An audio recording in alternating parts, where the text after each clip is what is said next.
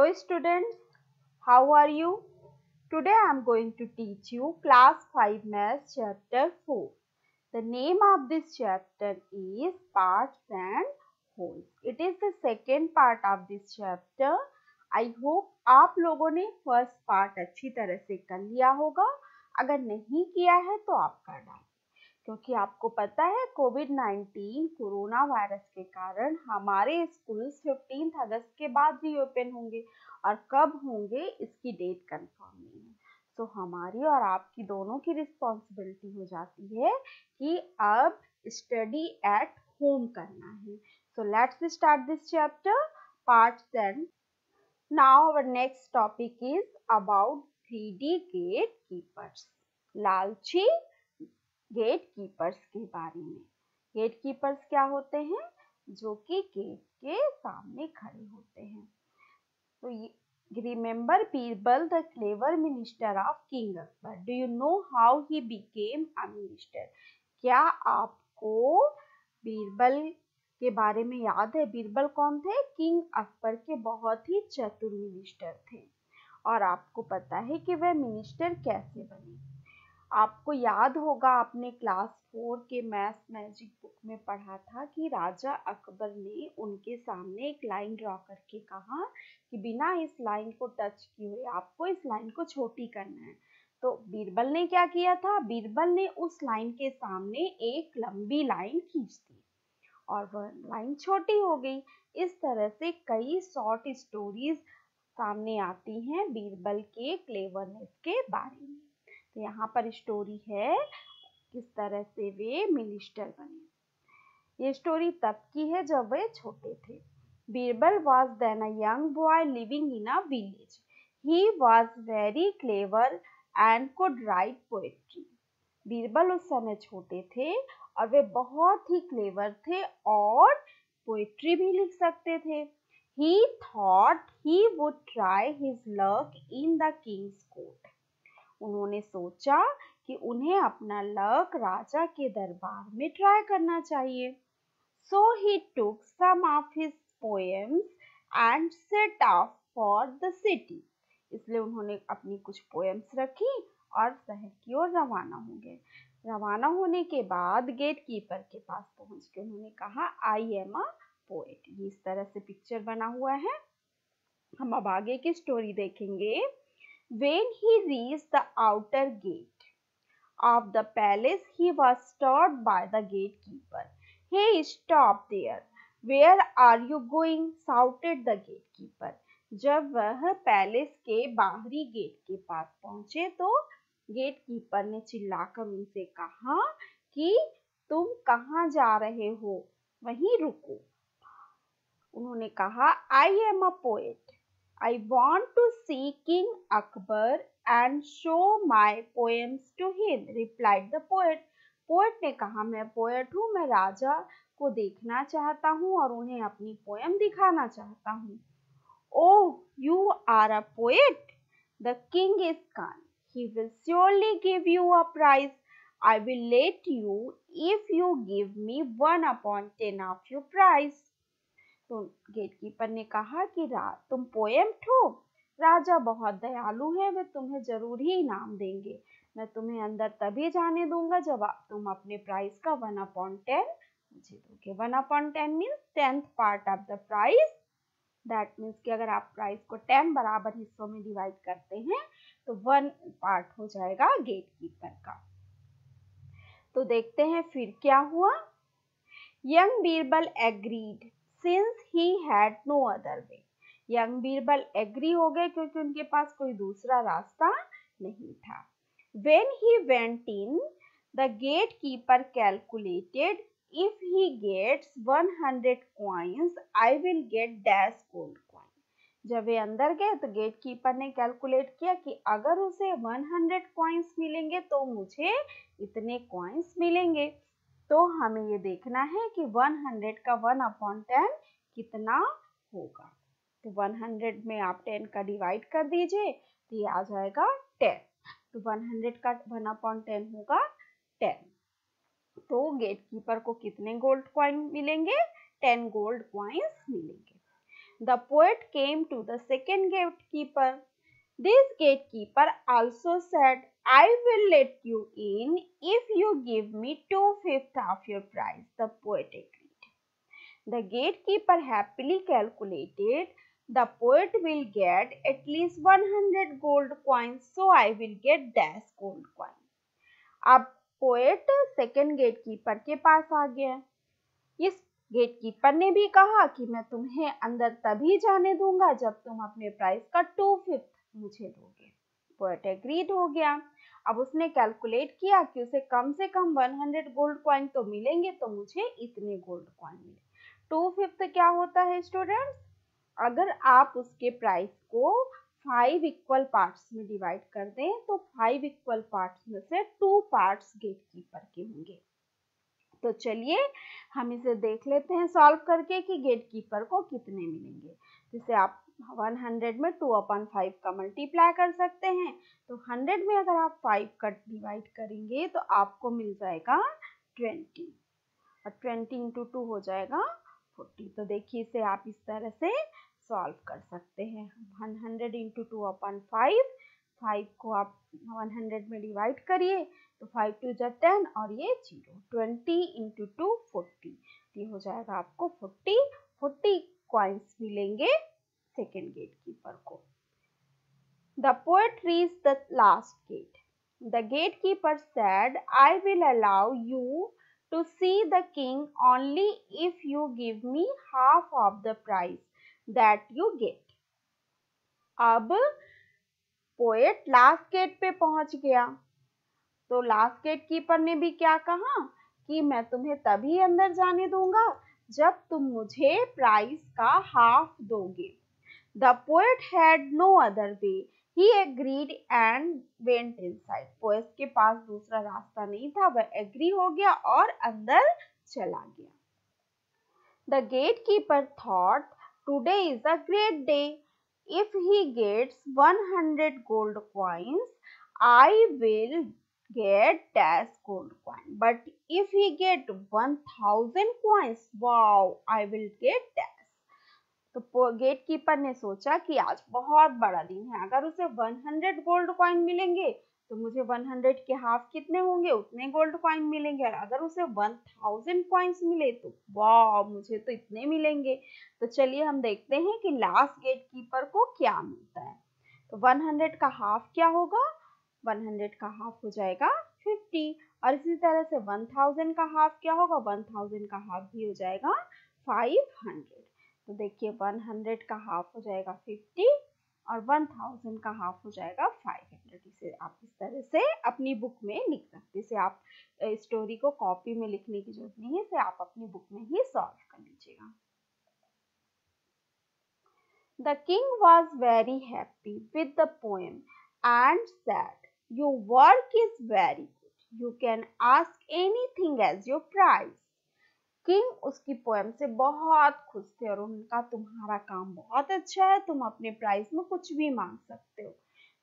My lord, I want 100 slaps. What? 100 slaps? The king was shocked. तो young boy ने क्या कहा? Poet ने मांगा कि माय लॉर्ड मुझे 100 स्लैप्स चाहिए। तो राजा तो बिल्कुल शौक सी रह गए कि क्या कोई प्राइज में 100 स्लैप्स मांगता है। पर आपको पता है ना कि उन्होंने 100 स्लैप्स क्यों मांगा। अब हमें ये देखना है कि पोएट को क्या मिलता है 100 स्लैप्स में। तो आपके लिए क्वेश्चन है, this you have to do in your notebook. What happened after that? Complete the story. What part of the prize did the poet get? इसके बाद क्या हुआ? आपको स्टोरी कंप्लीट करनी है और आपको ये भी बताना है कि पोएट को प्राइज का कितना पार्ट मिला। तो इसे आप सॉल्व कर सकते हैं। After listening to his poems, the king became happy. उसकी पोएम सुनने के बाद राजा बहुत खुश हुए। Then Birbal requested the king to give him 100 slaps as a prize. तो बीरबल ने उनसे रिक्वेस्ट किया कि उन्हें 100 स्लैब्स चाहिए प्राइज में। तो अब देखना है कि फर्स्ट गेट कीपर को क्या मिलेगा। फर्स्ट गेट कीपर ने क्या मांगा था? 1/10। तो 10 का डिवाइड करिए, 10 स्लैब्स मिलेंगे फर्स्ट गेट कीपर को। सेकेंड गेट कीपर ने मांगा था 2/5, तो 2/5 हमने निकाल के देख लिया है। 100 इंटू 2/5, 2/5, तो 5 का 10 100 में डिवाइड करेंगे, आएगा 20, 20 का हम 2 में मल्टीप्लाई करेंगे, ये हो जाएगा 40। तो सेकेंड गेट कीपर को मिलेंगे 40 स्लैब्स। अब थर्ड गेट कीपर ने मांगा था हाफ, तो 100 का हाफ क्या होगा 50 स्लैब्स मिलेंगे थर्ड गेट कीपर को। अब हमें देखना है कि टोटल प्राइस कैसे डिस्ट्रीब्यूट हुआ तीनों गेट कीपर्स में। तो 10, 40, 50, 100, दैट मीन्स बीरबल को कुछ भी मिलता, अगर जितने भी क्वाइंस मिलते वो तीनों ही गेट कीपर में डिस्ट्रीब्यूट हो जाते, इसलिए उसने स्लैब्स मांगे। और इस तरह से बीरबल को एक भी स्लैब्स नहीं मिला। So the poet got 0 slabs. और जब राजा को ये पता चला कि किस तरह से उन तीनों ही गेट कीपर को इस यंग बॉय ने सबक सिखाया है, तो उससे बहुत ही प्रभावित हुए और आगे चल के उसे अपने मिनिस्टर के रूप में रख लिया उन्होंने अपने कोर्ट में। Next question is patterns in parts. Make different patterns by coloring some squares in the grid B, C, D. What part of grid did you color?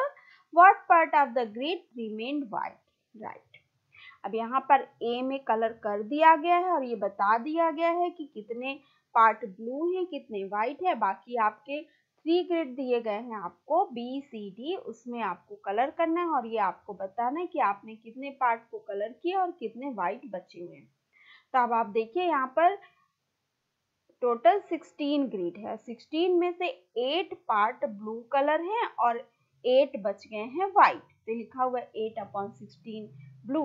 इसका मतलब क्या हुआ, दैट मीन्स 16 टोटल पार्ट्स है और total में से 8 parts है blue and 8/16 white. That means कि 8 out of 16 parts is white. Next b में आपको कलर करना है, इसे हमने किया है इस तरह से, 4 पार्ट्स को हमने कलर किया हुआ है ब्लू में। तो टोटल 16 ग्रिड्स हैं। अब 16 ग्रिड्स में हमने 4 पार्ट्स को 4 ग्रिड्स को ब्लू कलर किया हुआ है, तो हम इसे लिख सकते हैं 4/16 ब्लू। अब रिमेनिंग पार्ट्स कितने हैं, व्हाइट बचे हुए हैं जो, वो 16 में 4 कम किया आपने तो बचे कितने 12। यू कैन काउंट आल्सो, आप इसे गिन भी सकते हैं। तो इसे हम लिख सकते हैं 4/16 blue, 12/16 white. Next one is c, इसे भी हमने इसी तरह से किया हुआ है। ये देखिए इसमें हमने किया है 1, 2, 3, 4, 5, 6, 7, 8 पार्ट्स को ब्लू कलर किया हुआ है। 16 में 8 पार्ट्स ब्लू है तो बचे कितने 8 पार्ट्स बचे आपके white. So you can write the answer 8/16 blue and 8/16 white. Next one is D. D को भी हमने इस तरह से किया हुआ है, 4 पार्ट को हमने ब्लू कलर किया हुआ है। पिछली बार भी हमने बी को भी 4 पार्ट्स किया था लेकिन उसका तरीका डिफरेंट था, यहाँ पे हमने इसको अलग तरीके से कलर किया हुआ है। तो 4 अगर हमारे ब्लू हो गए तो बचे कितने 16 में से 12 व्हाइट हुए। सो you can write the answer 4/16 blue, 12/16 white. Now you have a question.